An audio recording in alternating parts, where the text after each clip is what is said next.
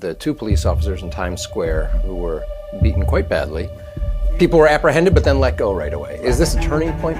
I don't think they would have been released as quickly because we can see the severity of their actions. These are uniformed officers conducting or trying to break up a party in a sense, and then they're attacked. And unfortunately, when you're seeing the history of the incident that took place in Times Square, there's no criminal history that's back there. They came to the United States, and we don't have true documentation of people. We don't know who they are. If this had happened 10 years ago, what would have been the result? Would they have been released right away? It's not the way it was 10 years ago with policing. We were definitely treated a little differently. There was more respect amongst the rank and file, with the job, and the public. You've seen a real turn against policing. Welcome to New York Insider. Today we sit down with David Sarni. He's a professor at John Jay College and has served 27 years in the New York Police Department. So, David, thanks for being on New York Insider. Thank you very much. Appreciate being here. It's great to have you. We've already talked a little bit about crime in New York, but I want to hear your perspective on this recent video that went viral. The two police officers in Times Square who were beaten quite badly, and the people were apprehended but then let go right away. Is this a turning point, perhaps? This isn't necessarily a turning point. We've seen, unfortunately, assaults on police officers happen it seems to be more frequently than before. There's more information behind every investigation that we're not aware of. The release of those individuals, those perpetrators, and we've seen it happen in the past, are based on reforms that have taken place within New York State and New York City as far as bail eligible. Assault 2 felonies are bail eligible, but they have allowed certain things in the Criminal Justice Reform Act where it's not about the dangerousness of the perpetrator, it's not the dangerousness of the crime at times, it's more about is there a predisposition of them returning to court, and will these individuals have a history? And unfortunately, when you're seeing the history of the incident that took place in Times Square, there's no criminal history that's back there, but we also don't really know who they are. Grant you, we have fingerprints and the like, but what information do we have? If they came to the United States and we don't have true documentation of these people, we don't know who they are. So we're basing it on their information and fingerprints. And if those fingerprints don't come back to anything in New York, within the United States, we're identifying them as such and such. Wow. Yeah. Okay, so this incident, you've just said a whole lot there. Yeah. The two officers assaulted by, what, six? A number. I did about 6, 7. Yeah, we don't have 6 or 7, right. And we do know that they were immigrants. Mm-hmm. Is that right? It's apparently from what we're investigating. These people were from the shelter area, from one of the hotels. From a shelter area. Yeah. If this had happened 10 years ago, before these reforms that you just mentioned, what would have been the result? Would they have been released right away? If we're dealing with the times, I don't think they would have been released as quickly because we can see the severity of their actions. These are uniformed officers conducting or trying to break up a party in a sense. And then they're attacked. You would, at one point, we with the prosecutor's office, DA's offices, we understood that together. It was more of a partnership. It seems to be more adversarial from what we're seeing now. And not only that, you're seeing that the reforms that have happened, there's a timestamp now with, as far as investigations are concerned and evidence. So I believe they released them because they didn't feel there was enough evidence available, but we don't really get an answer in the beginning. And I think we have to understand that it's not the way it was 10 years ago with policing. We were definitely treated a little differently. There's more respect amongst the rank and file, with the job, and the public. You've seen a real turn against policing. And with that, you're seeing a turn where laws have changed to more protect the perpetrators than the victims that we're seeing. So can you be specific? So in 10 years, let's say, there's been this sea change, or a pretty substantial change. Yes. And I've heard you say now there's legislation, there's law behind this, but there's also, in a pre-conference call we were talking about, the anti-police movement defund the police, has certainly trickled down into the streets and has a real effect. Walk us through some particulars there. You're seeing, and not only seeing that, you're seeing the decline and the distrust within prosecutors, because you're dealing with younger prosecutors, younger attorneys, and a younger population who is now really feeling they do not see any accountability. So they have accountability for their actions. They think police don't have accountability, thereby they do not. But police are accountable. They're accountable for their actions at all times. That's their job. You know, there are always safety valves in order to deal with police officers who violate the law or are using excessive force. There are. But you've allowed this narrative to affect policing, police officers, and people's attitudes, whether it be the media, because most of the times when you see media, you're seeing negative aspects of police as opposed to what we were doing in the past. Positive stuff. Accountability for police, you just mentioned. That is maybe a good segue into the recently, what do you say, over-vetoed How Many Stops Act, right? Yes. Mayor Adams vetoed it, but then recently the city council overwhelmingly passed it. And this is about accountability. Had you been on the council, where would your vote have gone? Based on the legislations there, it's flawed data. It's incorrectly done. What it was pursued by the public advocate is the data itself is going to be flawed, because if you're not getting names, definitive information, based on what I read in his statement, or at least I read it on his site, you could kind of guess. You're making a guess as to their ethnicity, their racial background, their gender. And if we're worried about misgendering people or misidentifying people, you're already creating that. So how is that information going to be effective in any accountability? All right, so you're saying these level 1 and 2 stops that will now have to be documented, right? Is that? Yeah. There's some guesswork involved. You don't necessarily have to talk with you don't necessarily have to get the person to give their information. Correct. Is that right? Yeah, correct. You're not getting information, so you may have to just guess as to who you're speaking to. And that's a problem. So what's the issue? What is the definition of data? Data that you need to definitively explain certain items, certain criteria. You're now giving us flawed information, so it's going to be flawed data. And level 1, level 2 stops, if you're asking them, it's going to take 20, 30 seconds. I worked in the job for 27 years. I've asked the cops who are on the field. There is no form that's going to take 30 seconds to do any time. And I've done it 27 years, and as a detective, there's nothing that takes 30 seconds. So you're asking for people to either recollect, remember what they did, document it somewhere in their phones, because now we don't document for your paper. Now you create paper.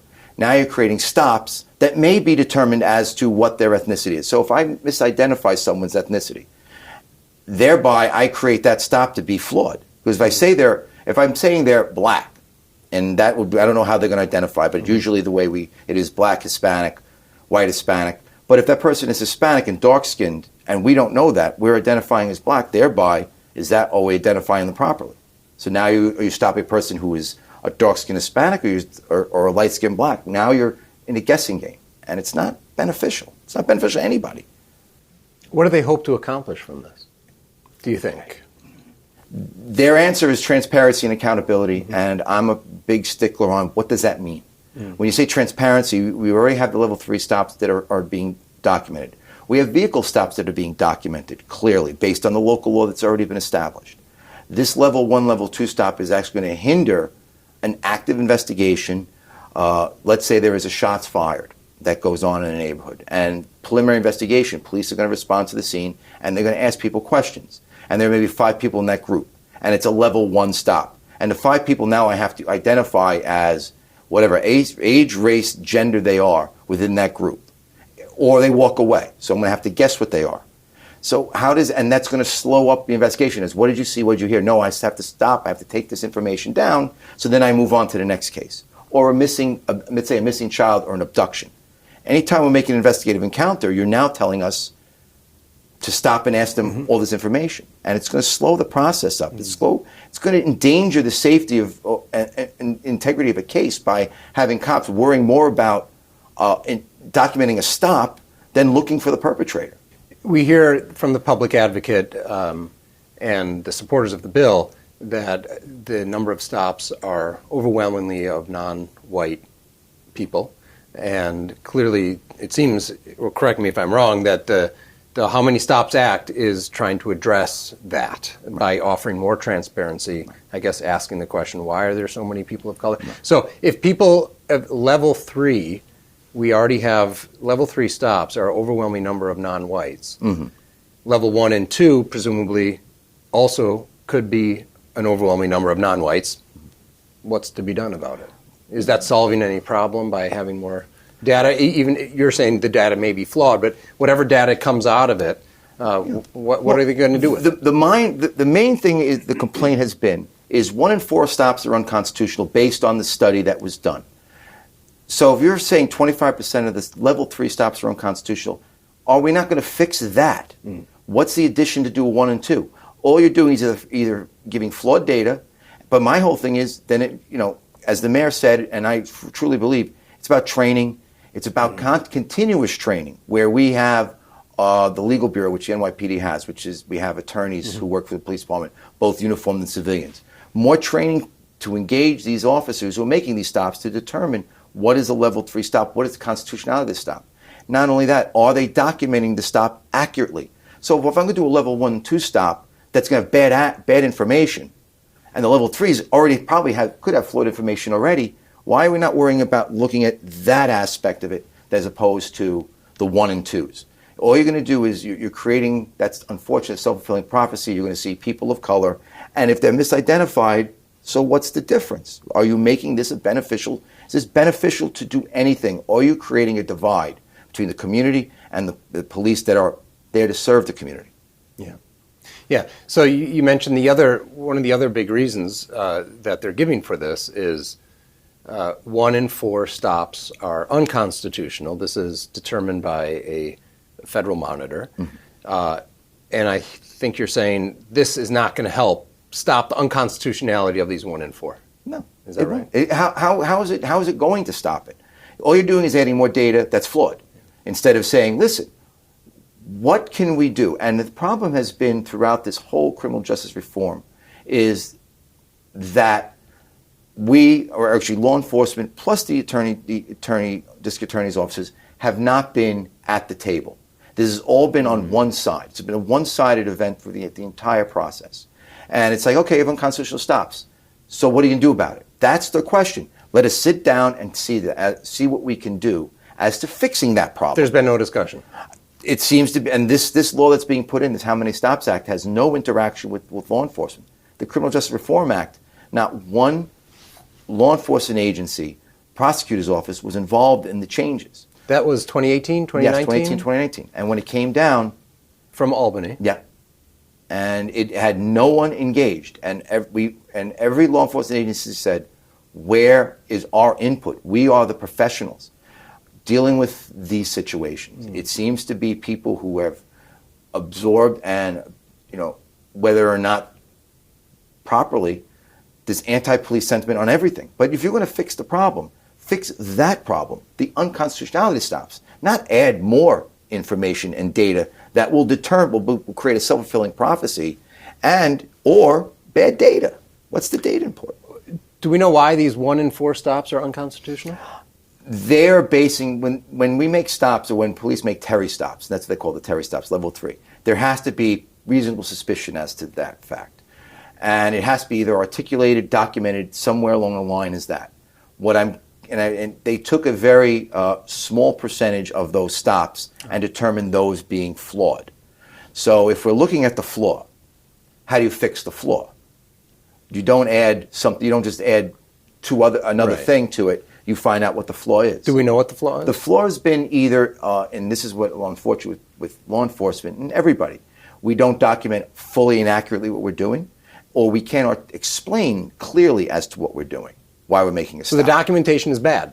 It can be bad because at one point with the old 250 forms, which was the stop and frisk, there were check boxes. And it was furtive movements and locations, criminal activity and the like, and there was a small narrative you would put in. And the narrative really sometimes didn't meet the check boxes that were there. And you could say then that's a flawed stop because the officer who made the stop didn't clearly explain as to why he stopped that person. So that perhaps is the reason for the unconstitutional finding? It's a possible reason. I mean, I looked at some of the documentation, but I haven't seen all of the body camera video. I haven't seen the forms that they filled out. They were part of the monitors. There were several monitors involved, several attorneys involved in observing these stops. It was usually, I think it was from the community. It was from stops made by a unit within the NYPD, and they based that on their answers. But if the officer is not trained fully into explaining and documenting what they're doing, it can look like an inappropriate, unconstitutional stop. In How Many Stops Act, I don't think there's anything about training. It's going to be implemented in the next half of the year. Yes. In the later half of the year, we have several months between now and then. Mm-hmm. Is there going to be more training? There will be, but I don't know. You're dealing with about a 33,000 plus member police department. There'll be another form released. They will be training either in person or online, depending on how the situation weighs itself. And not only that, what are you going to put as the form? There's no explanation. The police department will figure out. They have a unit within that will be able to do this, organization mapping and planning, OMAP. But are the questions going to be answered properly? And what do you do? And not only that, what considers investigative stop? If someone asks me directions for Penn Station, is that investigative stop encounter by me? Or if I give directions to somebody, is that to become investigative encounter? They're saying it's not, but now on video, let's say it sounds like it. All of a sudden, now where's the form that you're supposed to do for that? You're opening something that really isn't about fixing a problem. It's just developing more paper. And unfortunately, it's going to be paper that's not accurate. It's not going to be accurate. And if you already have an accurate paperwork on the level 3 stops, why are you doing level 1 and level 2? That is definitely going to be inaccurate. A lot of training would be needed, I guess, to fix the 1, 2, and 3. Yeah, absolutely. I know there's always continuous training of the NYPD. Okay. Anytime something, unfortunately, we do, it's sometimes very reactive with the training. You're going to have proactive training, obviously, now with this level 1, level 2 stop. But it's always been training and consistency. But also the officers have to realize they have to be more cognizant of how they document. And it's something you always try to instill in investigators and cops, that you have to be, there's no more just broad brush. It has to be more detailed than what you write down. What's the police department like today as opposed to 10 years ago? Definitely under siege, both administratively, politically, more so than it's been. You have a younger department, some very, very positive. In most departments, when you have such a large group, and some already burnt out within 2-3 years. They're trying to change tours and policies and protocols to try to install some sort of normalcy and discipline with the department, with the changes with facial hair and the like, going back to the old school ways. Trying to reduce the amount of appearances for cops to come to work. The NYPD has probably the most appearances of any law enforcement agency. Trying to change the development of assignments for details. I know they're looking into doing that. There are positives going along the way. Developing a health and wellness and understanding resiliency, but you're still having cops dealing with the community that has been kind of anti-us the last few years, and I don't know when it will change. And there's always been arguments against police, and we've been cursed at and screamed at. You've always will have that, but the silent majority was always in your corner. It seems that the silent majority has really, disappeared, and you're seeing more. And politicians used to think of us as at least that opportunity to fix the city. You want to be the safest city in the United States, and it's been done time and time again the last decade or so. When you create this divisiveness, though, you're now this us versus them mentality, which we've been trying to fight for years as cops, and with the community. That whole thing, you're just adding another barrier with this act. I see.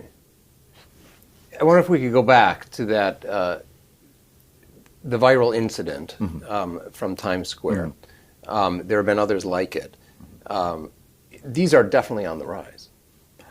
It seems to be more, and I believe the reason why you're seeing more of them is because of social media and videos, and they're being disseminated much more. But there have been assaults on in the past. You're just seeing now more record of it via video, via these viral videos. But they've always happened. They can always happen. It just seems to be more. There's more violence to them, I think. And now you're having individuals who don't even reside here, who don't live in the United States, responding in kind like that. And you're seeing the first time, anytime conflict happens, the first thing that comes out is not a call to 911 when an officer's getting injured, is put it on video and send it out. So these are ebbs and flows. You're now seeing a rise in police, in anti-police violence, in the best way of putting it. These aren't protests. These aren't about reform. These are about injuring cops. And it's got to stop. And we have to really set a tone. And that comes from and stems from the prosecutor's office and the legislators to really revisit the laws that are enacted and maybe change them, as opposed to just saying, well, they should be deported, but you've done things that you disallow that opportunity if you're looking for that. Yeah, a lot of problems coming in at behind the immigrants post-COVID. I mean, the city's got a lot of problems that are not just related to the police, but it obviously makes the police officer's job a lot harder. Absolutely, you're seeing. This is not unusual, but the influx has been where you're now displacing individuals, other homeless, from shelter to shelter. You're trying to stem a tide that we're not prepared, that the city is not prepared for financially, physically, with locations to reside people in. And the expectation for police to do more work and do more and do more. To do more with less works to a point, but if you're oversaturated and you are undermanned, and you're becoming undermanned because of so many retirements and the like, you're seeing what you're seeing now. I mean, I grew up in New York, and I remember the 70s and 80s, and they were bad. But this is something different, I think. It's a little different, where the randomness is the issue, because you used to kind of know where the criminality took place, and you knew not to do it. But now you're seeing people really not going on the trains. They refuse to go on the subway. They don't want to come to New York after dark. They go home. You're seeing businesses closing early. You're seeing businesses close because of the criminality going on in New York City, and more so than we saw in the past. The randomness is a lot different. Definitely randomness. You're seeing with these emotionally disturbed people are out there, and the violence that comes into play. We're still not really taking care of that issue. You're looking to close correctional facilities like Rikers. There's really no plan to deal with these mentally ill individuals while they're incarcerated. I don't know if there's funding or not for that. You're just seeing this cycle continue, and all you see is sort of this piecemeal. We'll just write more paperwork to cover it. It's like it's not covering it. What are the deep issues? How do we get people to want to work within this society? We want to fix the mentally ill. We need more social. We need more mental health professionals within the correctional facilities to do that.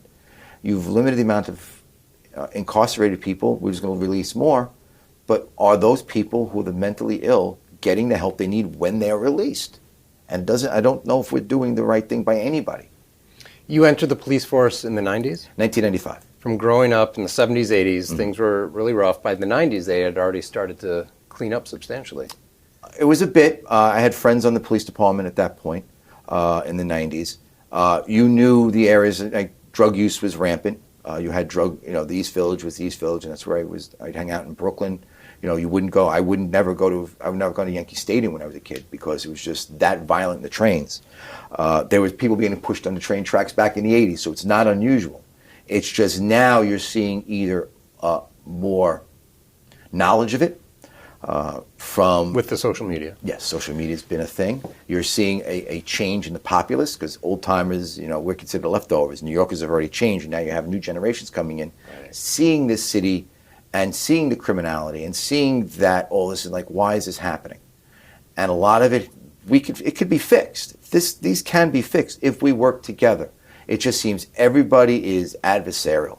It's just legislators look at the police as evil, and that's not how it works. We're all here to do the right thing, and and it has to be understood by everybody. We need to do the right thing for the victims, the working people of New York City, the people who, the silent majority, the people who aren't the perpetrators of these crimes. We seem to coddle these perpetrators as victims, when the victims are just sort of pushed to the side and just ignored at a point. Why are stores closing? And you're saying, if you can't keep saying these loaves of bread they're looking for, there's other reasons why these places are being, closed and being property taken. Look at the real in-depth things. The broad brush, need the details. We need detail-oriented operations within the city to look at the laws. So things are getting worse than they have been in the last 10 years, but it can be fixed because it happened before. It was fixed before. And was it about, in the 90s, were people coming together, all the players here? There was, I believe, more of a change in policy with policing when Bill Bratton came in the first time. He and the mayor, Giuliani, at the time, had a very zero-tolerance policy. The idea of broken windows, policing, dealing with the smaller crimes so the bigger crimes don't happen. And it was a very zero-tolerance policy. Unfortunately, it became a monster in a sense, because now you have crime so low. Now, how do we make it lower? And then you really pursue things that necessarily shouldn't have been pursued at that point. You start overreach, over policing. Over policing. And I think when Bill Bratton came back the second time, he understood that, and it was sort of, we're looking for quality over quantity. We're looking for precision policing. We're looking to get the bad actors involved, and we need to get those bad actors and get them off the streets. And if you're dealing with such a small percentage of people doing shoplifting, creating most of the shoplifting issues, so why are we not focusing on the precision policing and enforcement and prosecution of those cases? But the laws that have been enacted kind of limit that ability to prosecute those cases fully. So there's just a lot of divisiveness right now, a lot of divide. From your perspective, is that right? So, when's it getting better? When everybody starts realizing that what they did needs to be changed. You need to, it's not about reform, it's about repair. Repair the system. Repair it. Reforming it, we've seen the reforms, you can throw numbers and statistics out there. The perception of crime in New York City is extremely high. It's very negative in New York. You need to show that we're doing something. And with the laws that are enacting is not changing the problem. It's just covering a problem. Got it? We know what needs to be done. Everyone does. It seems to be we're just ignoring that problem. In a pre-interview conversation, you told me about Robert Peel, who is the father of modern policing. And I did a little reading on him. What he said and what his department laid out is as relevant 200 years ago as it is today. Can you tell us a little bit about Robert Peel and his influence on your policing and your outlook? I'll give it as this because I was watching a webinar with Commissioner Bratton, and he brought up the fact that he always kept this little piece of paper called Peel's Principles of Policing, and he always kept it in his pocket. And then I said, let me look into this, because in my teaching thing, I said, since I teach at John Jay, maybe bring this to the forefront. And as I read it, as I'm looking at it, it does model a lot of things still that exist then exist now. And one of the things that always sticks to me is, and I'll paraphrase because I'm not going to have it exactly, the police are the public and the public are the police. And there's your answer. You vilified policing so much that no one wants to do it. But you need the police because the public needs that. It needs that protection. It needs that security to say, by the way, I'm getting on the train, it's myself at midnight. I want to see if there's a cop available. And where these cops come from is that they're not grown in a cubicle. They're not grown in a farm. They're all coming from the neighborhoods, from the city. The animosity with policing has really created people not wanting to be police officers. You've got to bring that back and realize we work together. The community needs the police. We need the community to help solve some of the crimes out there, to help get these people who are committing these crimes off the street and prosecuted. And without the public's help, a lot of times they don't get prosecuted. So, and maybe not even solved. That murders may not be solved because the public has decided that the police are corrupt, the police are bad, I should not get involved. But it's all about us. It's about everybody. I lived in New York all my life. And, I've seen good and bad in everybody. Good and bad in police, good and bad in the public. We need to get that back. If people would really look at it and expect that from police, it might change things. I don't know if anyone in the city council has ever read it or ever looked at it. The Peel's principles? Yes. And I think it's something to look at because the legitimacy of the police is based on the public's perception, the public's desire for that. And we've seen such a negative attitude toward policing. We've got to change that attitude. We've got to find, and it's like, what do you want? What do we need to do? We have to sit down. And I know other commissioners have tried to do that, but I think it comes down to is you need to get everyone on the table. What do we need to get fixed? Where are the issues? And the stops, constitutionality, what do you think? I remember people were offered to do ride-alongs, and they've declined. So you didn't even want to get that perspective. So how can you say policing is bad if you've never actually been in a car? Or how can you say what's being done by police is unconstitutional if you've not seen it? You're reading it. And I don't know, and I'll say this, I've actually watched city council hearings on certain things, and I don't think they understand what policing is. They may not understand it. They're getting a false narrative, and I think if they really look at that document, the principles, whether or not Sir Robert Peel wrote it or not, doesn't matter. It does outline a lot of things we're looking for police to do. It comes to treatment of the public, it comes to use of force, it comes to community relations. A lot of that comes from there. And that's why I appreciated when I saw that webinar with Commissioner Bratton, and he brought it up, and I never thought of it. I heard about it, but never really looked at it. And I thought it was something that really, I don't even think the police officers see it that much. I bring it to the forefront in my classes, more so now, and I'm doing it with my other classes, to see this is what it is. This is what you should expect from policing. And this is what the community, because we work together, in a sense. We work for the public. And the public become police. Because when I retire, someone took my place. Yeah. So, we leave. But that's heartening to hear that you're bringing that into your classroom. But it's also shocking to me that you don't think a lot of police officers know about these principles. They are actually, and even more than that the council, who are their bosses, don't know about principles. I'd like to see that. And I'd love to see a poll, whether or not. But in the police academy itself, they're actually on the steps as you go up toward to the gym. There are a lot of the principles written all throughout the area. When I got the job in '95, never heard of it. I will say that. I did not hear of it in the academy and never thought of it. It never came up because we were worried about enforcement and things like that. But if you really look to where, and I can't say the training for recruits includes that because I don't do training for the recruits, but when it comes to senior detectives and things like that, many of them may not know. Many of them may not know what that means. And I don't think community members understand that or even saw it or even know about it. So it's a good start. Even though it's almost 200 years old at this point, it does lay a good foundation for policing in any department, in any agency, small police departments or larger police departments. And it's a good foundation to at least read about, and then you can work from there because, again, it's a foundation. And foundations start somewhere. So maybe that would be a good way to look. Would you want everyone on the council to spend 10 minutes reading them? I would sit down with this council reader with them, and I would sit there and just find out what do they understand about police. And I don't know if they do. They may have had poor encounters, and I cannot deny they may have, or some negative aspects to police.